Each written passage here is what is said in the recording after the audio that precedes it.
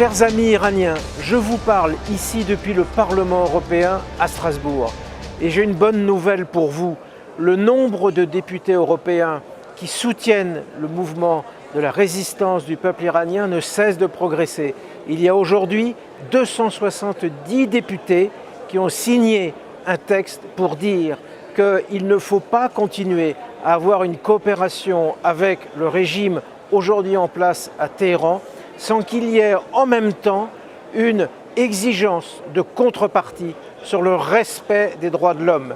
L'année qui vient de s'écouler est une année où on a vu dans beaucoup de pays, et y compris dans mon pays en France, se précipiter des entreprises pour signer des accords, pour repartir. C'est ce qu'on a appelé la normalisation avec le régime de Téhéran.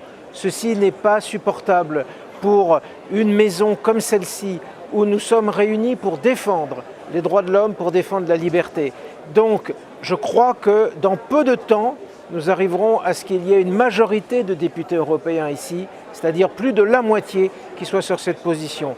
C'est une bonne nouvelle, ce soutien à la défense du mouvement pour un Iran qui soit libre et libéré. Et dans quelques jours, le 9 juillet, il y aura beaucoup de députés européens qui seront avec d'autres représentants, d'autres parlementaires de tout un tas de pays du monde autour de Mme Rajavi et de tous les responsables et de tous ceux qui feront à Paris ce grand rassemblement annuel pour montrer combien la défense d'un Iran libre est en train de progresser, rassemble des personnes qui sont des Iraniens à l'extérieur de l'Iran, mais aussi beaucoup de sympathisants. Je suis sûr que ce sera un très grand succès et qu'en tout état de cause, ce sera un pas de plus pour montrer l'opinion qui progresse de ceux qui disent non à une normalisation économique, financière, juste comme ça avec le régime de Téhéran, et oui à la défense des droits de l'homme et à la construction et au soutien à ceux qui veulent une alternative démocratique en Iran.